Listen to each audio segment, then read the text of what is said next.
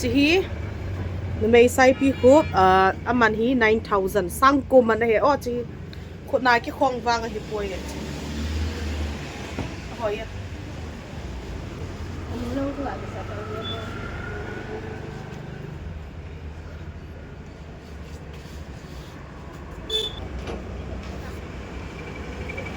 chỉ hi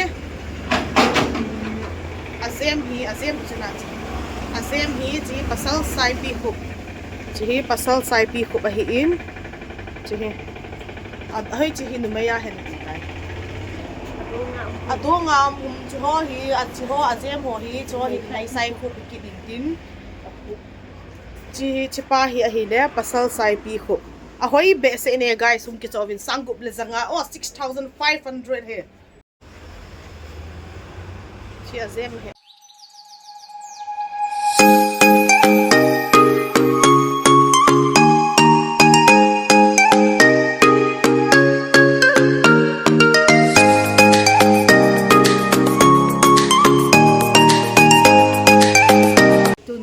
video thakat in bol kit hi in to la cho kaboyin boy na neo khat kan nei ja cho video nong kan sem tengin ka chano hi atam mo video tha kan bol ni hi le pon ve atha hong hungin pon ve atha hong hong chu kan vet sa deun hi ve mẹ ka tu nia pon ve tha hong hong chu chi ho hi oi po bang do sa ta tau te aizol pon atha hong hong chu khat na kan vet sa man ni dai number 1 first TV editing hay là post ôi thì số cái guys bốn rồi cho thả hung thùng in đã đầy lên cái kia ở đây cái lạ kia thế anh mình hi rất tới 1,700 chỉ ở adil vang lo số thả hết chứ đây hay khát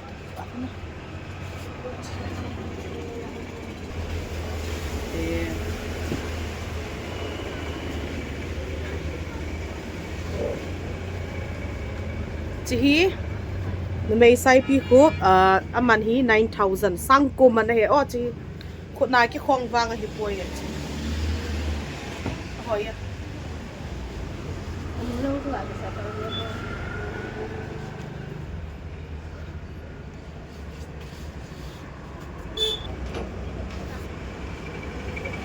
chỉ hi azem chứ nào azem hi chỉ pasal Saipikhup chỉ hi pasal Saipikhup hi in chỉ hi hơi chỉ hi nụi ya hen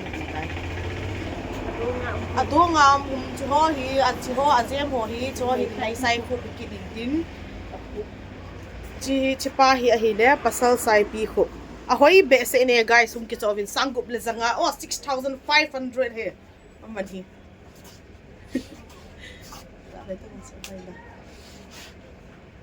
pon ve tha hung hungin abona wang ka ve sa ro di khat ra kan ve sa ni chi pasal Saipikhup ngai chi pasal Saipikhup ga cái pai laga hoi si ai la chi hi a he azem chu ga ve over guys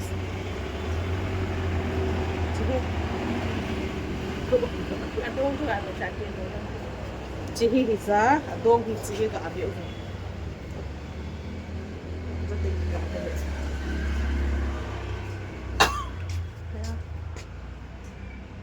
cái là xây tầng thì trong một sân lại xây tầng ok chỉ trong hi pasala hi na amai langa hi pasala Saipikhup hin adonga hi ima lo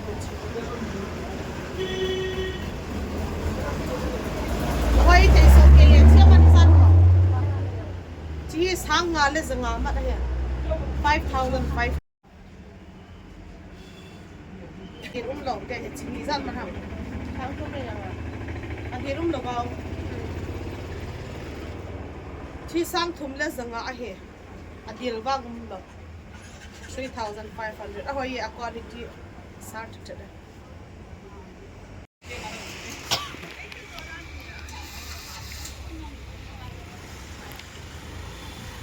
chỉ khu à hung thả hiện chỉ dòng à hung thả hiện chỉ dòng à hung thả hiện là ngà aning pena chỉ lại aning pena chỉ khu sang cô mà hiện chỉ pa hi sang gup lệ zanga hi à pasala chỉ dòng sang gup lệ zanga à thả hung ngõ chỗ chỉ ho dòng hiện gà về ở đây guys chỉ dòng hiện nó mấy thằng năng dòng à hung hiện à thả mày quân về thằng năng đó ya chị dòng thế chị ho dòng thả hung hung như nào guys cái nó ngã chị dọn mà thầm mộ chị sang ni là giờ sẽ ghé hệ ở điều phải chụp chị dòng sang ni là giờ sẽ ghé thằng năng hi lẽ thằng năng qua hi là sang ni là dòng à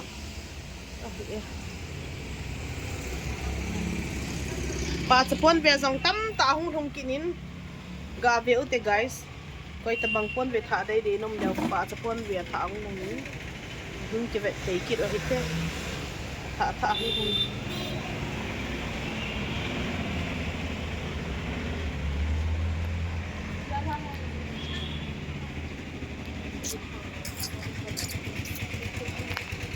pon sil dòng tha hung hung ye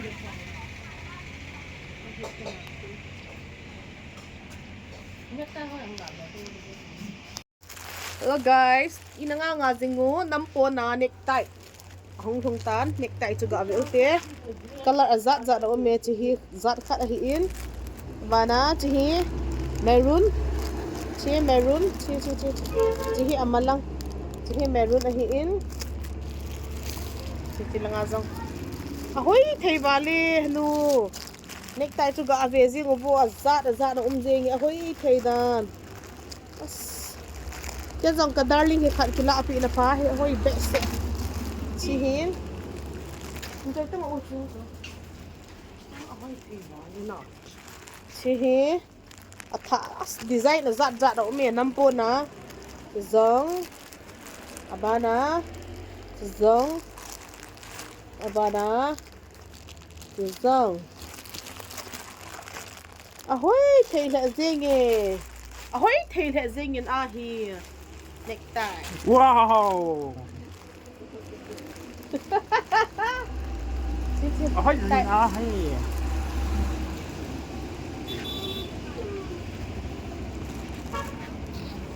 Guys, view vô necktie cho hỏi bé sẽ gì nghe chứ? Necktie, smart thật gì nghe?